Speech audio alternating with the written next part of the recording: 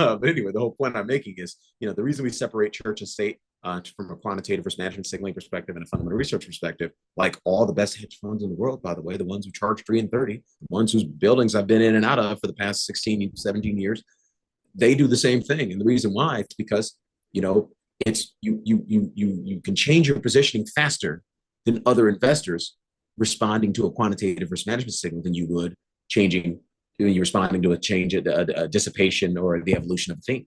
It's a dissipation of a theme. We get wedded to our fundamental beliefs, and it's how you got to pry them out of our cold, dead hands. But a risk management signal will chop your hand off and say, no, no, no, you can't be long that anymore. Or no, no, no, no, no, go work somewhere else, which is why, we do a lot of what we do. A lot of what we do is to help our clients stay in the seat. And it's hard to stay in those seats. That's one of the hardest jobs in the world, is being a pod shop PM. And so I salute all of our pod shop PMs listening to me rant right now. Appreciate you guys. Thanks for partnering us, and just know that we're working, as hard as you guys are to stay to keep you on the right side of market risk, because that's a beast of a job. So keep moving here. So let's get into the fundamental portion of the program before we wrap up.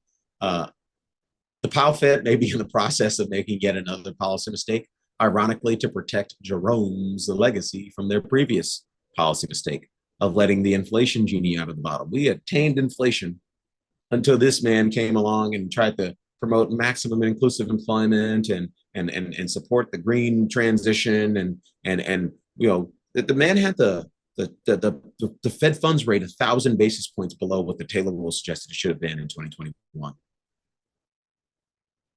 Fed balance sheet got up to 36% of GDP after averaging 0% of GDP prior to the global financial crisis.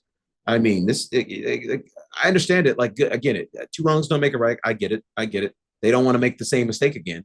I get it. But the problem is their insistence upon not making that mistake is causing them to make another mistake.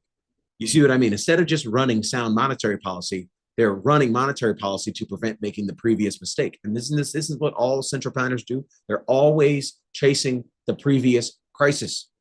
That's what central planners do. This is why you got to let markets and the free markets decide.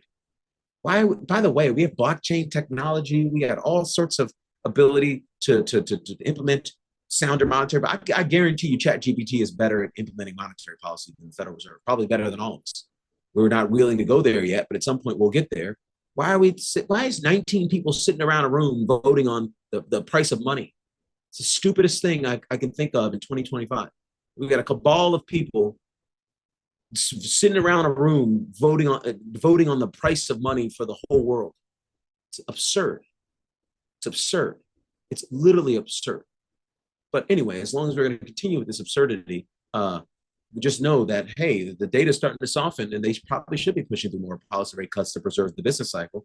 But right now, they're trying to they're demanding getting to 2% inflation. And boy, we're going to land this plane on slide 64 shortly. But let's get to this. So as we all know, our friend Adriana Kugler, who did not vote at the FOMC on Wednesday, just resigned. So now she was suspected to leave in January, which is the person that was the board seat that the Trump administration was likely to replace. That person that they nominated to replace Kugler was likely to become the next Fed chair, because they can't run the risk that Jay Powell, when his term as Fed chair ends in May, is going to step down. He's technically on the board until January 2028. So he might just decide to be a prick to Donald Trump. Obviously Donald Trump's been a prick to him. So he just might be a prick and stick around and fold his arms. That's a possibility. Like, it's ridiculous as it sounds. That's a possibility. So, just expect the Fed chair in waiting to be named at some point in the next few months. Now that the seat is open, I mean, it could come as soon as next week.